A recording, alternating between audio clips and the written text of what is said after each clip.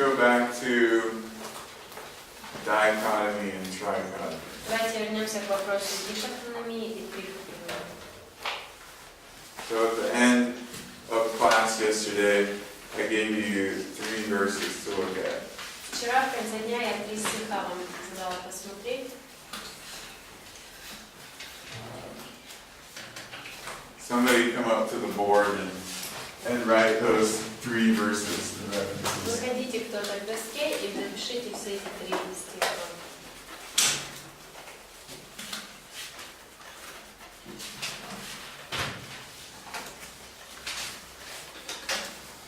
В смысле, ссылку?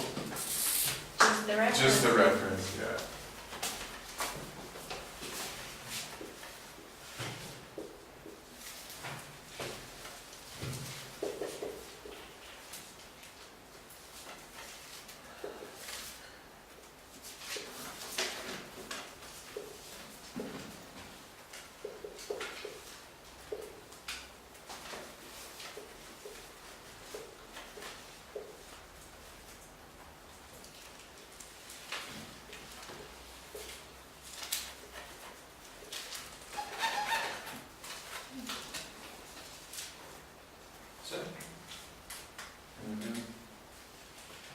Good, okay. Now someone else come up and, well, first read the first verse, someone. Давайте сначала туда прочтите первый отрывок.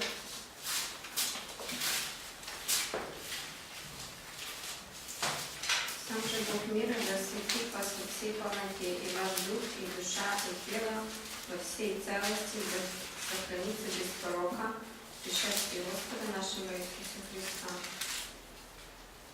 Okay. Now come up and write the 3 components that we have there. Теперь выйди, можно это, и запиши 3 компонента, которые там перечислены. Who has a Greek New Testament? У кого на греческом Новый Завет есть?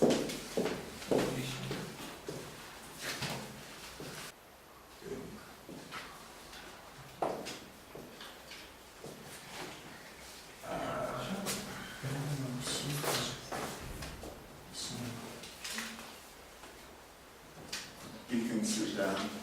Take the Bible with you. Okay, yeah.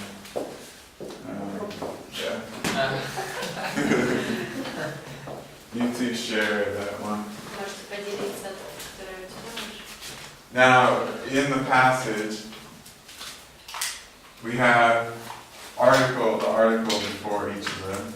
Посмотрите, в этом отрывке у нас идет артикль перед каждым словом. And we have a conjunction in between each of them. И между всеми словами союз «и». What does this suggest to you? О чем это нам говорит?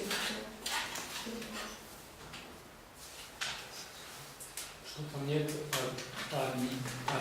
объединения чего-то с чем-то. That nothing is united or everything is separate here. Okay. Yeah, because it's not as if we have Rakai only between spirit and soul. Да, у нас нет так, чтобы была кай только между духом и душой. Or that we have a different conjunction used there. Или, например, мог бы быть другой союз. Maybe we use Allah or De or something. То есть ни Алла, ни Де нет там.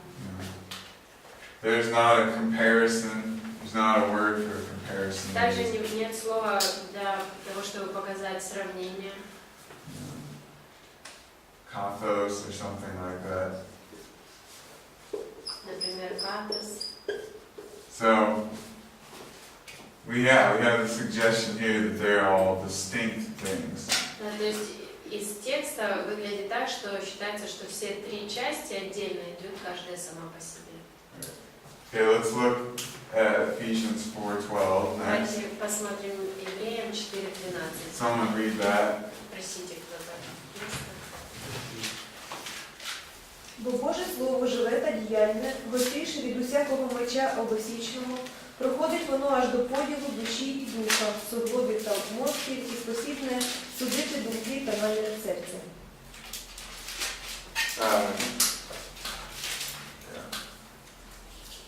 All right, let's go to that in Greek. Давайте на греческом откроем.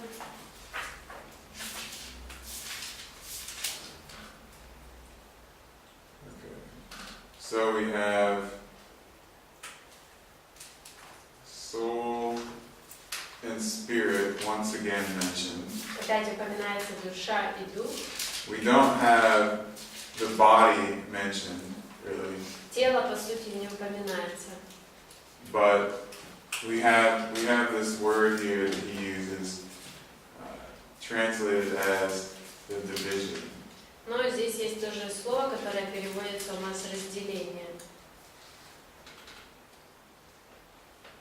Dividing or division or partition Разделение, расчленение, can be used as division of subjects например, разделение каких-то предметов or as different classifications. или разные классификации. Okay, so the idea is not that there's one thing that he's taken a sword with and cut in two. То есть идея не такая, что есть что-то одно целое, и он берет меч и разрезает на две части. It's that there is a real existing division or classification of these parts. А идея такая, что присутствует разделение или классификация этих частей.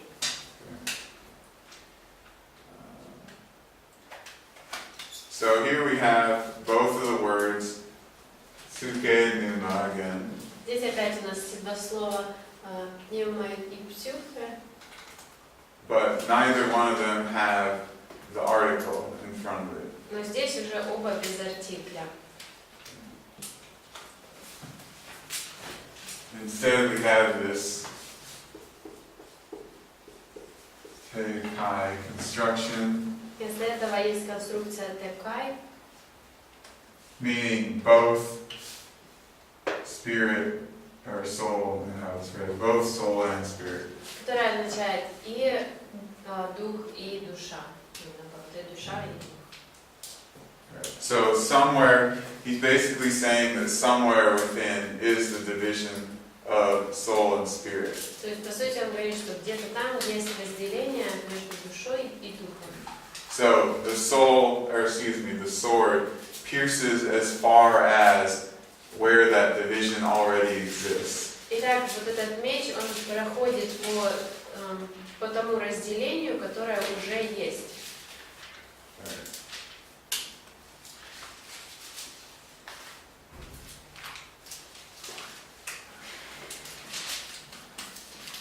The tally. I mean, it's not, sorry.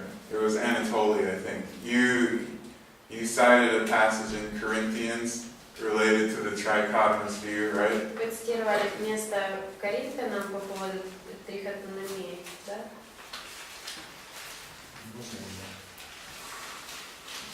Do you remember where that was? Помните, что это было за место? Там говорится,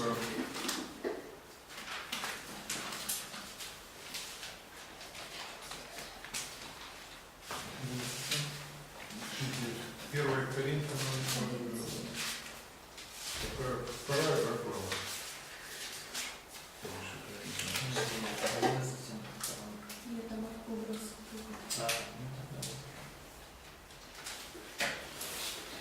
У меня что-то просто напутано.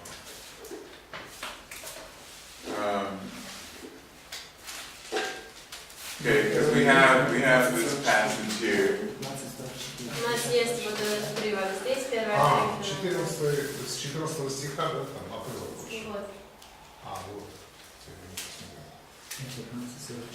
But then there's a passage that, unless I'm remembering things wrong, we had all three of the words in one verse. Ну, да, вы называли этот отрывок. Ну, еще есть какой-то, может быть, отчет. 15:44. 1544.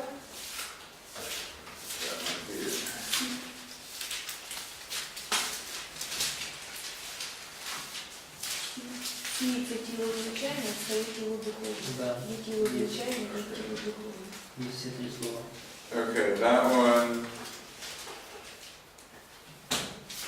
talks about the material and immaterial. Well, okay, let's go back to this, 1 Corinthians 2:14. Там говорится о материальном, нематериальном. Давайте вернемся к вот этому отрывку, к 1 Коринфянам 2.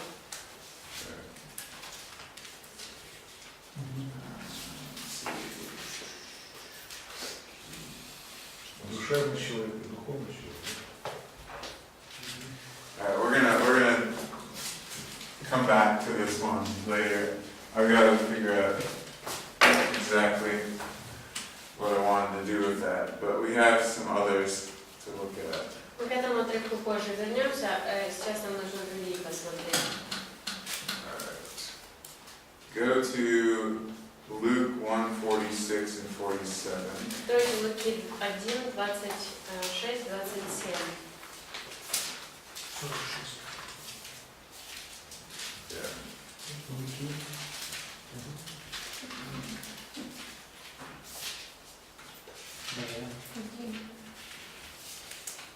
46. И сказала Мария: величие душа моя Господа, и возрадовался дух мой на Боге Спасителя моего. Okay. So here we have both words again. Так, здесь снова оба слова. And again, we have both of them used with their respective articles. И снова оба слова используются каждый со своим артиклем. And both of them are followed by the possessive mood, mind. И после этого каждому идет местоимение, указывающее на принадлежность. Okay. How are two ways that we could interpret this? Do you think there is more than one way we could interpret Как this? вы думаете, как мы можем это толковать? Есть одно толкование или больше, чем одно варианта? Да, здесь больше, потому что здесь есть такое поэтический слой. More than one, because there is some sort of poetic aspect to it. Поэтому душа также может и радоваться, не только дух. So the soul may rejoice as well as the Как spirit. говорит Павел, молиться, он там тоже духом, если еще, да. И она просто могла говорить о своем эмоциональном состоянии, используя его слово. And maybe she was speaking about her emotional state using both words. Okay. То есть здесь она не пытается провести какое-то разделение, что в душе происходит величие, в духе радость. So she is not trying to differentiate that this happens in the soul and this happens only in the spirit. Do you think that she thinks the soul and the spirit are distinct? Как вы думаете, она считает, что душа и дух это отдельные части? Нет. Я думаю, что она Евреи в то считает, время так не думали. я думаю, что для нее это одно и то же. Jews didn't think that way back then, and I think that it is the same for her. They didn't think what way? But they are different things. Why would you argue that? Because Почему? Paul apparently does. Почему вы думаете, потому что Павел, мы видим, что он различал. Павел это Павел, а здесь написано, это Мария. Ну, Павел был Paul богослов. is a Jew. Paul is a Pharisee. He's more of a Jew than Mary. Мария вряд ли это понимала. Евреи в то время они не разделяли так. Ну, по крайней мере, написано из источников, что они так не разделяли вот это такие составные. Они считали, что человек это личность целостная, там душа, дух, там вот эти все, как мы сейчас греки, начинаем все разделять. I doubt that Mary actually understood this, and I think that Jews, they saw person as a whole and they didn't separate all the aspects. So you think they were bonus? И так, ты считаешь, что они придерживались вот этого моноизмом. But what if they actually read the Bible? А что если они все-таки читали Библию? Не, они читали, конечно. Но многие тоже читали. Many read their Bibles today, and I'm sure they read their Bible. Тут еще, тут очень дело. В Ветхом Завете неоднократно рассматривается душа как какая-то мыслительная функция человека, а дух тоже относится к какой-то части эмоциональной и мыслительной. То есть это связано с эмоциями, мышлениями, но не с каким, не с той функцией, как мы придаем часто говорим, дух, как то, что соединяется с Богом. In the Old Testament, we can see that they use soul as something that involves mind and emotion, as well as spirit. It also is tied to emotions, sometimes or mind. So we don't see that they would see spirit the way that we see it today. Something that we have fellowship with God or relationship with God through. Okay, let's look at a few passages in the Old Testament, spirit and soul. Давайте посмотрим несколько отрывков в Ветхом Завете, которые касаются духа, души. But first, let me say a few things about this verse. Но сначала хочу кое-что об этом стихе сказать. So we have the possibility, based on the composition of Hebrew poetry, Так у нас есть несколько вариантов, основываясь на том, как составляется поэзия.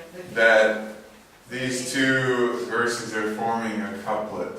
То есть мы видим, что эти два стиха образуют куплет. So she uses different words for different verb, different noun in the verses. И в этих стихах она использует и разные существительные, разные глаголы. But they have similar meanings. Но смысл этих двух стихов похожий. And we see that pattern a lot in the Psalms. И в псалмах мы очень много такого видим. So perhaps she is not distinguishing here. Perhaps she's not trying to argue for a distinction between soul and spirit. Поэтому, скорее всего, она здесь не пытается вот этой формулировкой отстоять точку зрения, что это разные понятия. Then again, she could be more focused on what her inner being is saying and then using these two different words. Но, возможно, она тоже пыталась выразить, что происходит в ее внутренней сущности, и она использовала эти два слова. Alright. Now let's go to the Old Testament and look at a few things. Давайте теперь в Ветхом Завете посмотрим.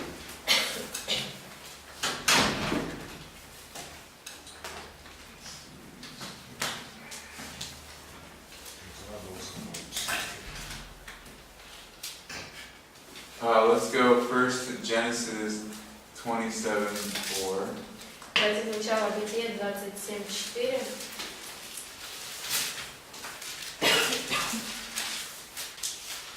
Приготовь ко мне кушанье, какое я люблю, и принеси мне есть, чтобы благословила тебя душа моя, прежде нежели я умру. Alright, what's the soul doing here?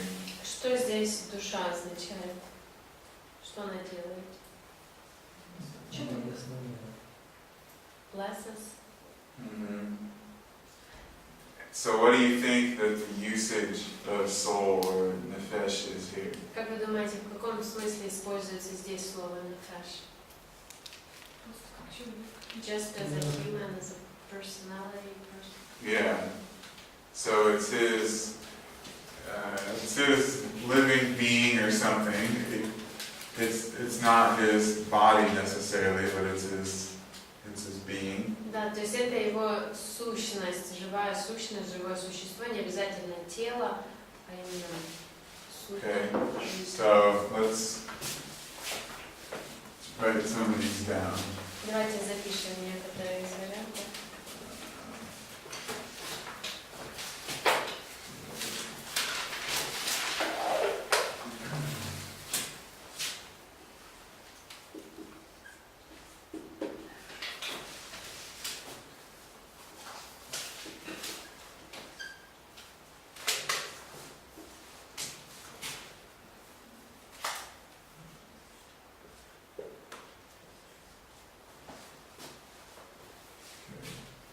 Alright, so we'll tally the different uses here. Мы будем посмотреть разные использования слов этих.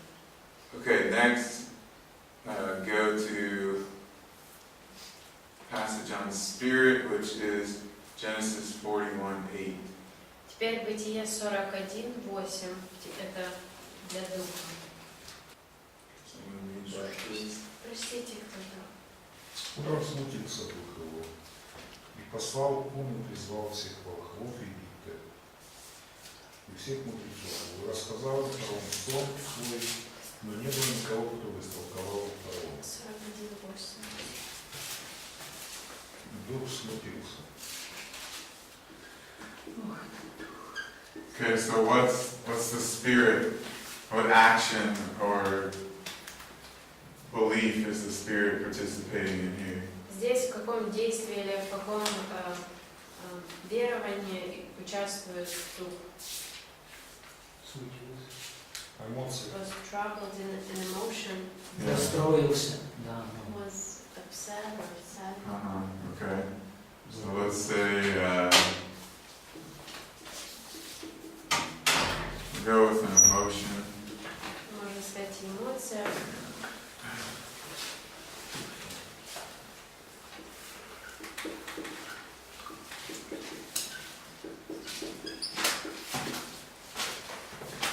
And I'm going to put troubled specifically because this is actually a phrase that we find more than once.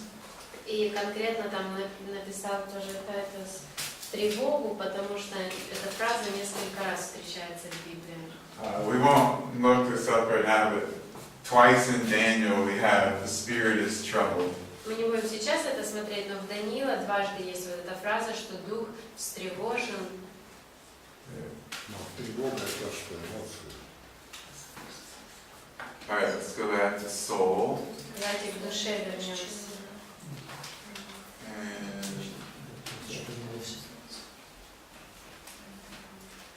let's go to Genesis 34:8. Бытие 34:8.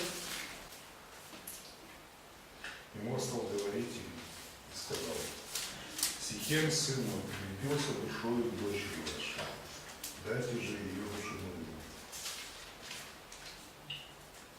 Okay, so what's the soul doing here? Что здесь душа делает? Желает. Да. На самом деле. It desires something. Okay. So would you say that this is an action or a state of being? Итак, это действие или состояние? Состояние. State of being? No, this is an action again. Нет, это опять действие. So we have stative verbs in Hebrew and Semitic language. You have other verbs that are actions. И в иврите, в семитских языках есть глаголы состояния, а есть глаголы действия. The other verse we looked at, the spirit, it was in a state of being troubled. То есть предыдущий стих у нас был дух, который был в состоянии беспокойства, тревоги. But here it's just a normal verb, soul, desire, girl. А здесь обычный нормальный глагол, и говорится душа желает девушку.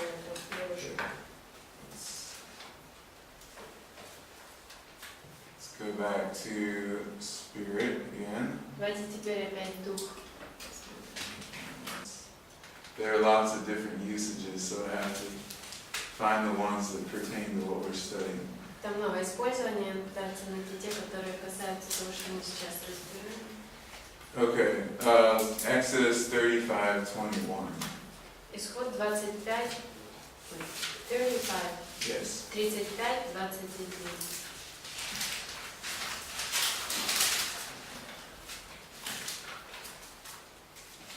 Что-нибудь 35, 21.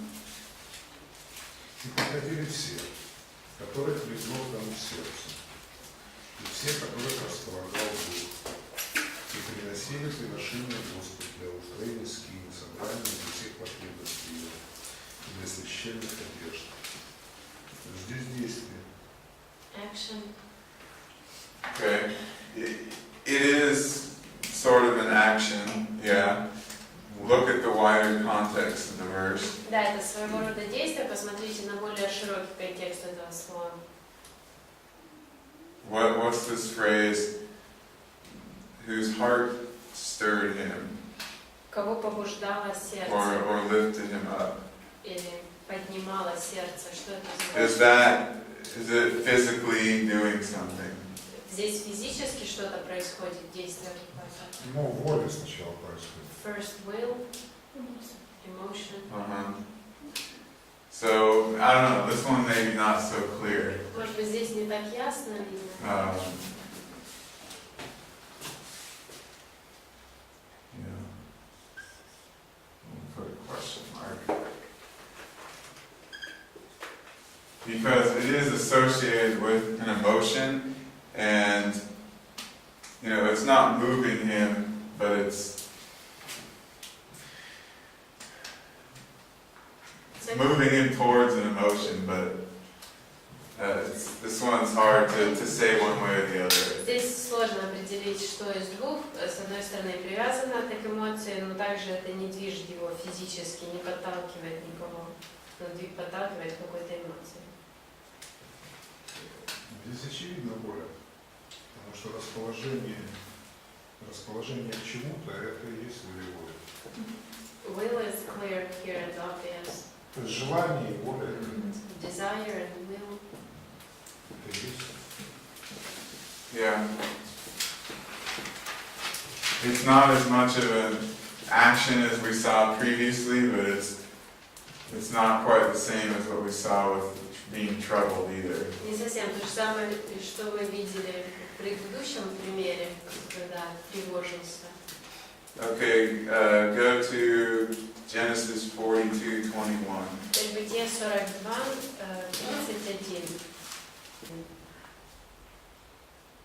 Говорили не вы Богу, точно мы наказываемся за грех против брата нашего. Видели страдания души его, когда он умолял нас, но не послушали. Зато и постигло нас горе сие. Alright, what's that look like? На что это похоже? Эмоции. Эмоции, когда он плакал, там, кричал. Yeah, he's in a state of distress here. Да, он находится в состоянии расстроенный очень. Let's just look at a couple more. Давайте еще парочку посмотрим. Go to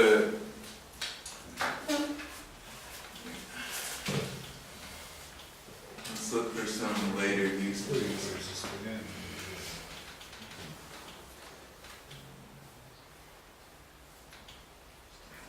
Go to 1 Samuel 1:15. Первое царство 1:15.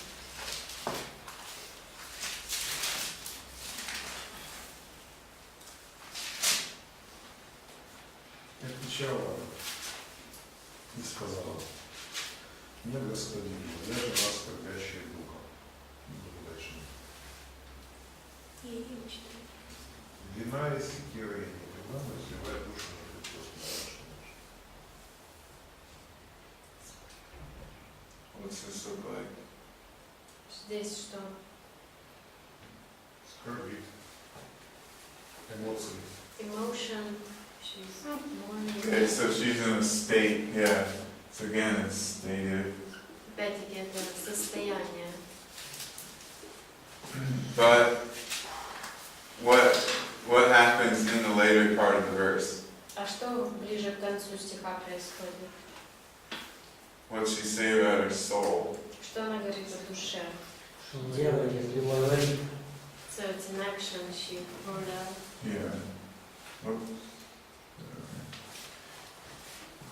Okay, a couple more. И еще парочку. Но изливать душу это уже, в общем-то, следствие. Это действие, которое вследствие состояния души.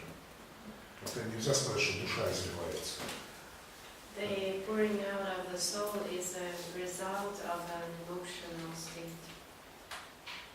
Так что здесь это не душа, а здесь идет совсем другое. So it talks about something different. Explain. Объясните это. Но когда человек изливает душу, он просто выражает свои эмоции уже в действиях. When a person pours out his soul, he expresses his emotions in actions. Yeah. Okay. Тут может и тело участвовать. So the body may be also involved. Это всегда участвует. All right.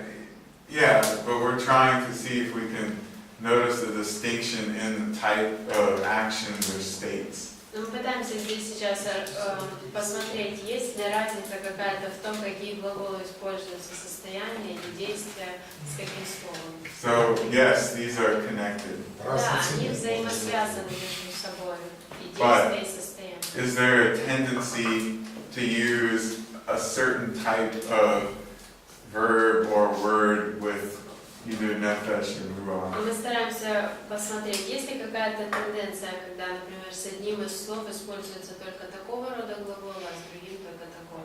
Нет. That's not what the statistics are saying. Наша статистика показывает, что такого нет. It's more likely that nefesh is used with an action verb and ruach is used with a stated verb when talking about human. Похоже, что нефеш больше используется с глаголами какими-то, а дух больше с состоянием, когда говорится о человеке. Now it's not always Но that не we're seeing всегда this, так мы это видим, but it's more common. но больше, более распространенно такое. Ну, может быть, можно предположить, что опять-таки евреи здесь не хотели отделить как сущность душа и сущность дух, а просто рассматривали, может, часть своих переживаний таким образом. But again, maybe Jews did not want to separate the two. That was not the intention, but they just used both to describe their state. И может действительно так и есть, что они предпочитали к нефиш применять что-то активное, а к рух что-то может быть как состояние, как потенциал. But maybe they associated nefesh with something active and ruach as something more like a state.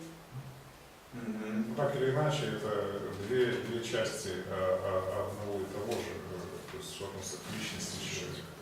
But either way, they are two parts of one thing. Let me ask you this question. Ну, вот тогда такой вопрос. You guys know what Sheol is, right? Вы знаете, что такое Шеол, да? Okay. Now, is ruach ever used in association with Sheol? Есть ли у нас места, где упоминается руах вместе с Шеолом? Это псалма. Там душа. In Psalms? Там душа. No. Нет. There's no time. This is never used in Sheol. It's always this. Нет таких стихов, в которых использовался дух вместе с Шеолом. В Экклесиасте. In Ecclesiastes I don't see anything like that. я Okay, вообще не Tell me a verse and we'll look at it. Назовите стих. Там рассуждает о том, что дух В оригинале, Анатолий, синодальный это не авторитет. Okay. So, as far as I can tell from digital searches, there's no usage of Sheol or the pit with ruach. По моим результатам, когда я искал в цифровом формате в лексиконах, там нет упоминания Шеола и руах вместе. In Hebrew, В иврите this distinction is not so clearly made. вот это различие не настолько четко оговорено. But nefesh is associated more with the actual being of the person. Но вот этот нефеш больше ассоциируется с таким настоящим существом человека. And ruach is usually more more associated with a state of being or an emotion or something like that. А роа больше ассоциируется с состоянием, в котором находится человек, или эмоцией, с чем-то таким. But in the New Testament, things are a little bit different. А в Новом Завете немножко по-другому. You have a linguistic and cultural change. Там поменялась и получается уже у нас и лингвистика другая, и культура другая. Because of the Greek language's ability to be more detailed, Из-за того, что греческий язык более детальным может быть, some of the concepts are much clearer in the New Testament than they are in the Old Testament. некоторые из концепций становятся более ясными в Новом Завете, чем они были в Ветхом. So I don't think that we could necessarily say that what we think of as spirit and soul are clearly differentiated in the Old Testament. Я не думаю, что мы можем сказать, что то, как мы воспринимаем душу и дух, четко прописано в Ветхом Завете. But in the New Testament, they at least have the linguistic ability to express that distinction. Но в Новом Завете, по крайней мере, у них уже с точки зрения языка было все для того, чтобы провести эту границу. And in fact, the way that we think of spirit and soul, it's different than the way that it's conveyed in the Hebrew. И даже то, как мы воспринимаем понятие души и духа, отличается от того, как они передавали эту идею в иврите. Our idea is more similar to the Greek thought. Наше понимание ближе к греческому. So, as far as the Mary passage, I would say that she is using it in a combination of Greek and Hebrew thought. Итак, в случае с Марией, с этим отрывком, я бы сказала, что она использует как бы смесь и еврейского понимания, и греческого. But I think she's doing it in a poetic fashion and not necessarily trying to distinguish them as two different things there. Я думаю, что она больше в поэтической форме это все оговаривает и не пытается провести границу между двумя понятиями. Let's go to lunch. Давайте пойдем на Я хотел